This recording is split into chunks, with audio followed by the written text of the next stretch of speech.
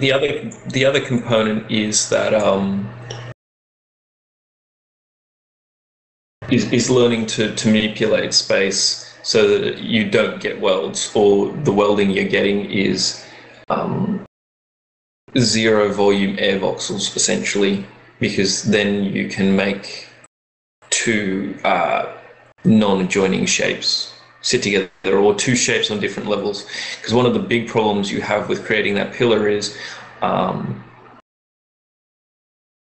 if those two voxels were actually touching, like you were doing it within just a 1x1 space, it won't work, because when you move up a level and offset, those two voxels won't touch each other. They'll flatten one of them. They just don't like each other. So you need to build in that half of voxel buffer and make it an illusion that they're touching, because if they're actually touching, you'll get problems. Okay, so this voxel reactor here, I'll just give you an example. I'll pull this one out. Oh, somebody's already pulled one out. Fantastic. I'll use this one that's been pulled out. I'm going to just use wood grain. The core component of this one is this little guy here, which is actually just a really simple shape made from a quarter voxel. You'll notice it's offset from the center by half a voxel, and it's a little cube.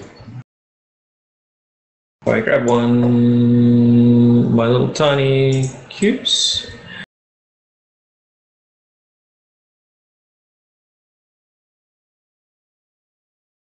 I think I forgot to put the advanced reactors at the claim.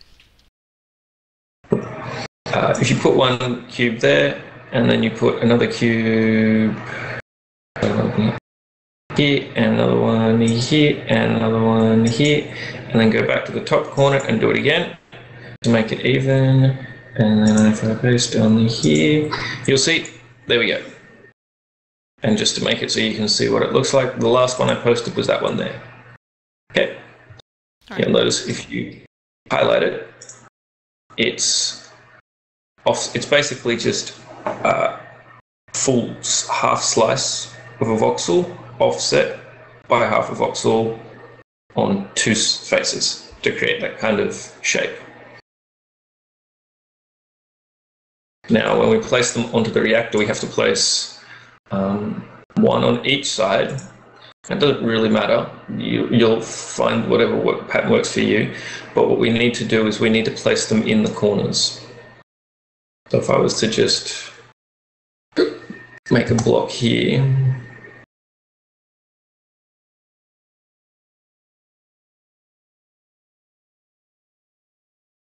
okay. When I want to paste it is, I want to paste it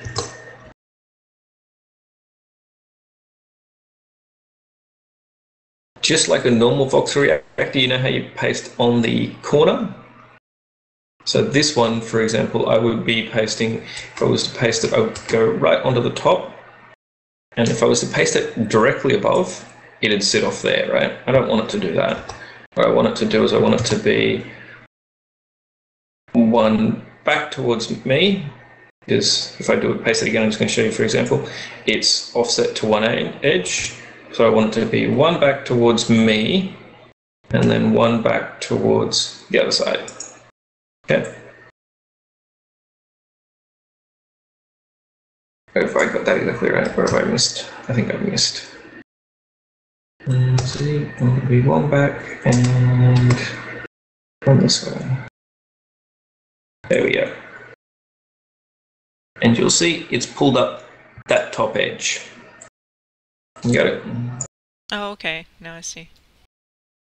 Now the thing is, we have to do that on every side.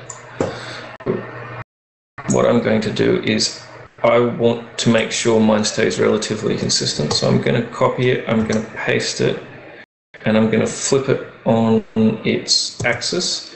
But if I put it right below, make sure I'm in the right spot.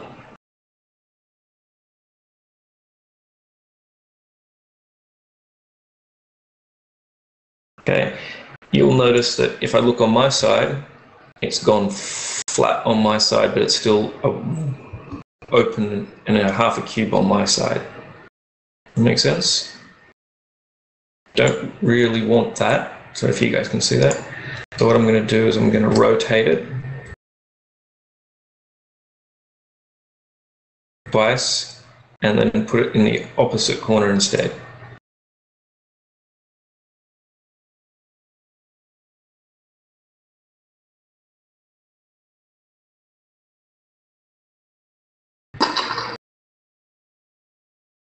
So what we need to do is we need to replicate that pattern on every front, using every one of the 8-sided corners that we're going to create. So grab it again.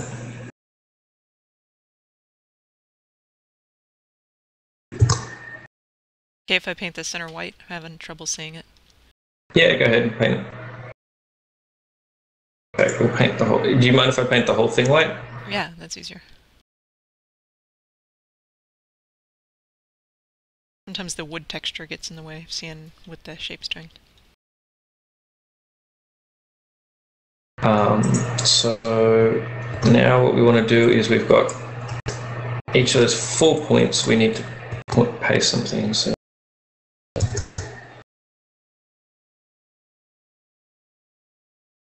I'm going to rotate it to the side. Oop.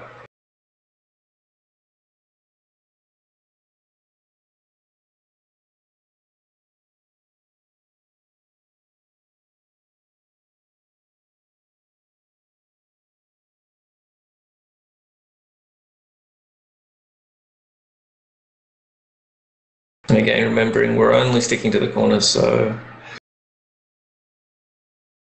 if I was to paste it in the point, I would be pasting it up. This is very hard to create, by the way. Once you've made one once, I would definitely suggest playing it. Yeah, because the best shape you can get is actually when things distort and it goes back to being a cube. Because very hard to manipulate. What I tend to do is actually find that the biggest piece of grief is the so I don't know what that is.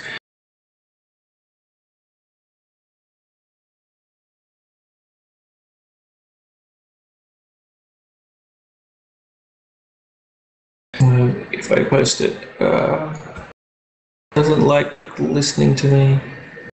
If I post it on this side, oh, not high enough. Who do I teleport to? Myself, Schrodinger, Arctic.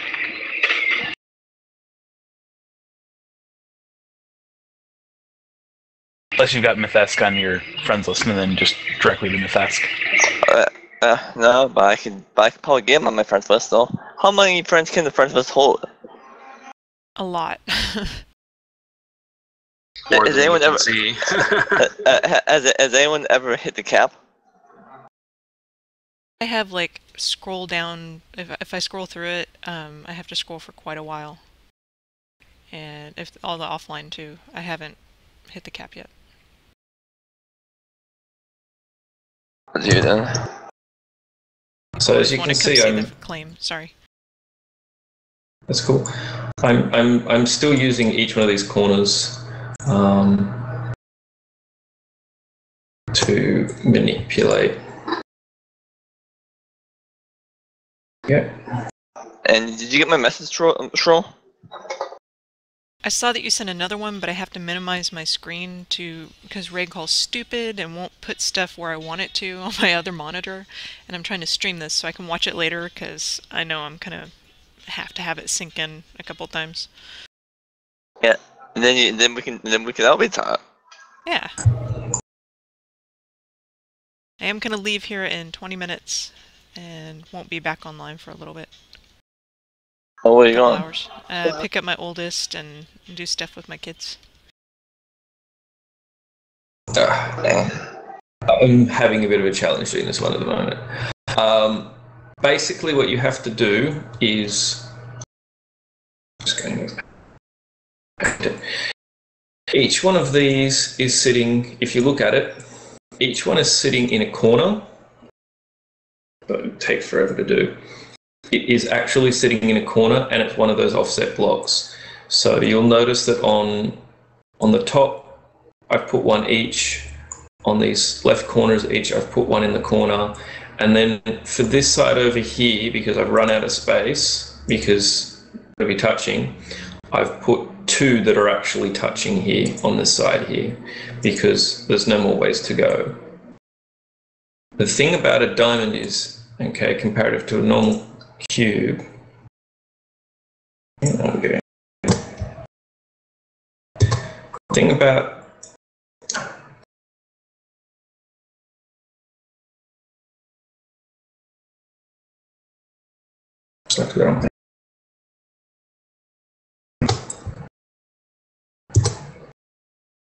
thing about this diamond is... Oh, I'm in your way, sorry. That's okay. Unlike a normal cube that we use, cube next to it,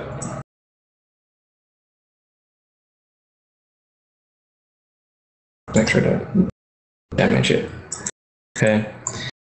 The cubes have 6 sides and 8 corners.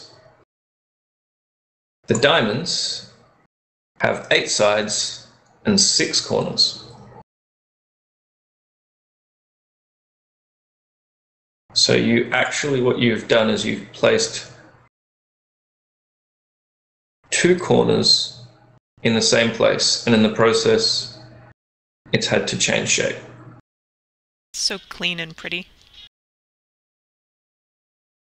Well, yeah, you can do some cool things with them. I like them. Making a chandelier out of them.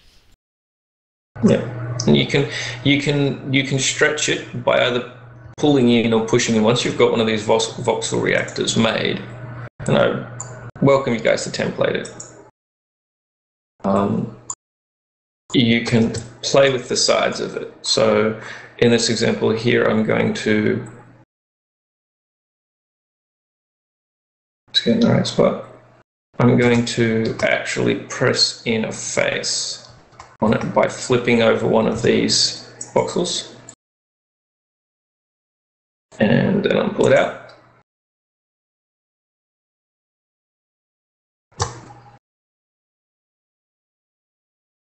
Oh, this is actually a tool? Yes, this is a tool. You can actually create all sorts of different shapes with the diamond. So if you notice on this one, on one side now, it's got this, it's only half a voxel out rather than a full voxel, and on all the other sides, it's a full voxel. I love how these don't warp. Goes touching them right next to each other. Yeah. If you do them full extent, then they should not warp at all. If I was to, for example, grab this one that I've just manipulated and put him next to each other, he will probably warp because I've pulled out a facing on him. He won't like it. That's what.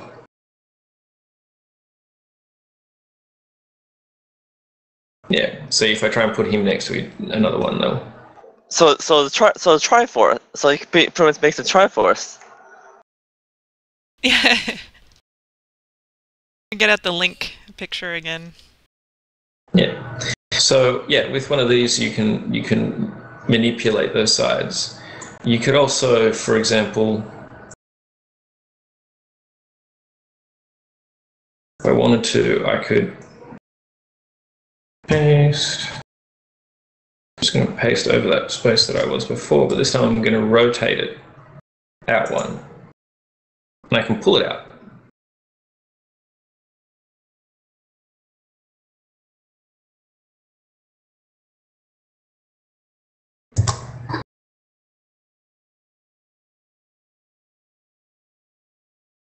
So if you can see this one in front of me, it's now actually, I've pulled that corner right out to the edge.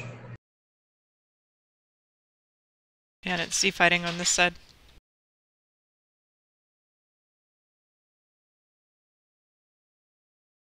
It is? I can't see it Z fighting. Yeah, it's stand on my side.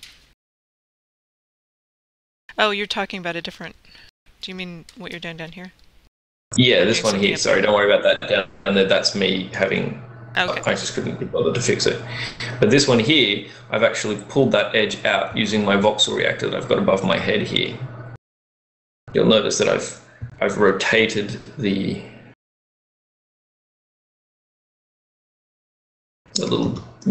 cube to change the shape. I've rotated this one here out to create a new shape. And if I wanted to, I could grab that shape, move it back up in space.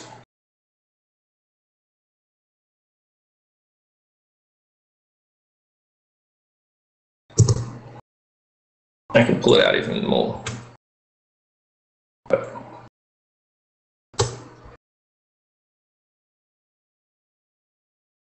there you go. I've just pasted another copy. I'm going to go stand next to it so you guys can see it.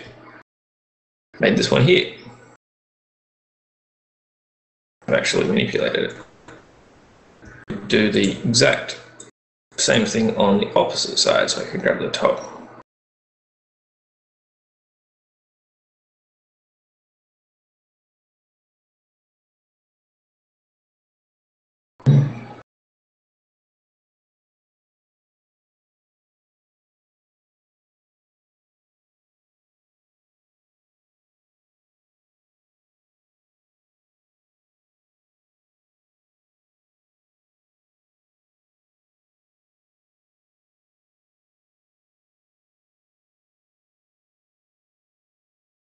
Yeah, this is really cool.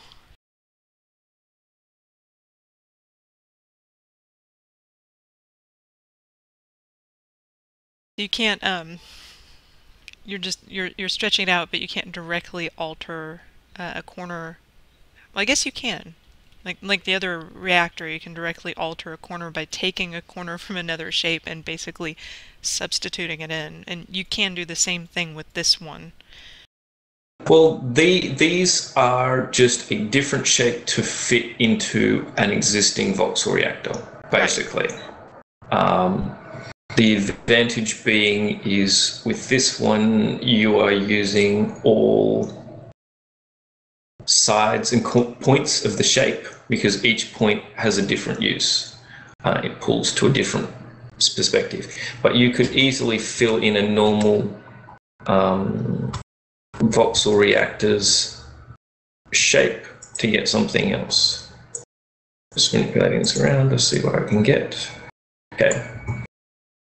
But yeah, this is merely a different way to work with an existing voxel reactor. Rather than having a flat edge every time, and I've just made another shape there. There's a new, interesting than usual shape. I've just stretched it out on two sides. Whatever kind of shape I wanted to. Now, if you get one side to offset up and the other side to offset down, you could almost use that for spiraling, couldn't you? Yeah. It'd have to be wider, I think. Have more sides. Yeah.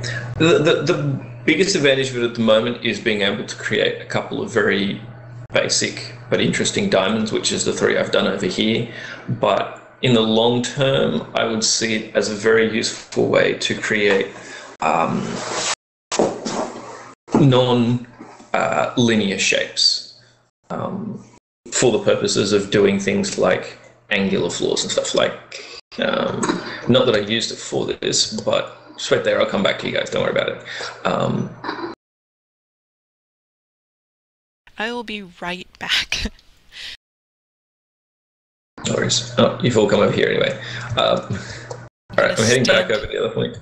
Stan, hopefully I'll get a good view. I'll be right back.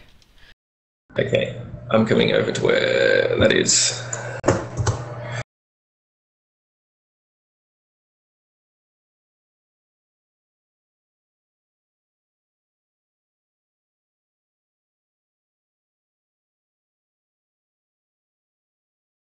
So these are a bunch of blocks that I've put together to create various shapes that use the same sort of diamond principles, only they're flat. And you can see you can create patterns, repetitive concentric patterns for floors.